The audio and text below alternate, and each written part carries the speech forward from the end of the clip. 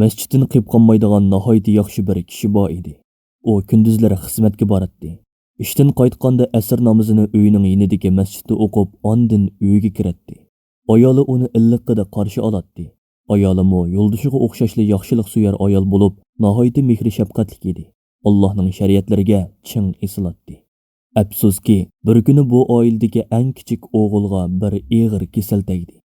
Ayol ikkalan bolasini doktorxonaga elib berib davolatgan bo'lsa-mu, bolaning ahvolida hech bir yaxshilanish bo'lmadi. Ular bolani boshqa bir doktorning yoniga elib bordi. Bu doktor burunqi doktorga qaraganda ko'p bilimlik va tajribali edi. Shundaqdimi, bolaning ahvolida hech yaxshilanish bo'lmadi. Ona bolasidan ansirab, kechasi uxlayolmadi.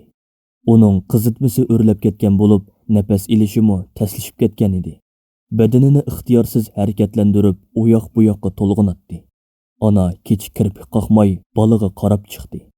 Bolaning dadisi mundoq deydi: "Shu kechasi men bomdod namoziga o'qilgan azanni anglab uyg'onib ketdim. Bolamning yeniga keldim. Uning ahvoli toza yaxshi emas edi. Onasi bo'lsa bolamning yonida o'ltirib uyquga ketgan ekan. Men ularni shopitib qo'yib tahorat ilib namozga mangdim. Eshikdan chiqishimga eshik oldida 3 dona müşük turibdi. Ular ochliqdan o'lay deb qolgan ekan. To'nglatqudan bir parcha go'sht yeb chiqib, ularga berdim va masjidga kirib, mushu yaxshilikning vasilasi bilan bolamning kasaliga shifolik berishini tilab, Allohga duo qildim. Chunki Alloh yaxshilikni zoyi qilmaydigan bo'lib, mening müşüklarga qilgan yaxshiligimga mukofot yuzidan bolamga shifolik berishiga umidim bor edi. Masjidda bomdod namozini o'qib bo'lib, uyga qaytib keldim. Ayolim kecha uxlayolmaganlikdan charchab, texicha uyg'onmagan edi. Bolam ko'zini ochib yotgan bo'lib, qizitmisimi tushgan, chiroyimi o'ngshilib qolgan edi. U saqayib ketgandek qiladi. Ayolimni uyg'otdim.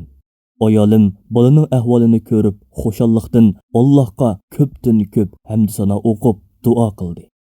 Ayolim tahorat ilib namoz o'qishning oldida savirsizlik bilan menga tushidi ko'rganlarini so'zlashga boshladi.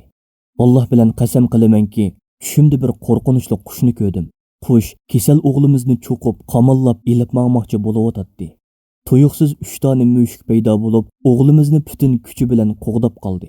Qush amalsizlikdan ularni tashlab uchib ketdi.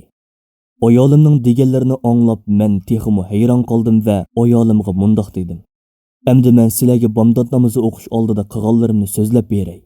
Tahorat elib namozga chiqay deb eshik oldiga chiqsam, ochliqdan o'lay deb qolgan 3 dona müşük turibdi.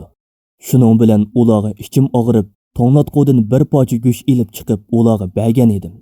Müşüklarga qilgan mehr shafqat sababidan Alloh o'g'limizga shafqat qilib, shifolik beribdi." Ulug' Alloh mundoq deydi: "Yaxshilikning mukofoti cho'qim yaxshilik bo'ladi."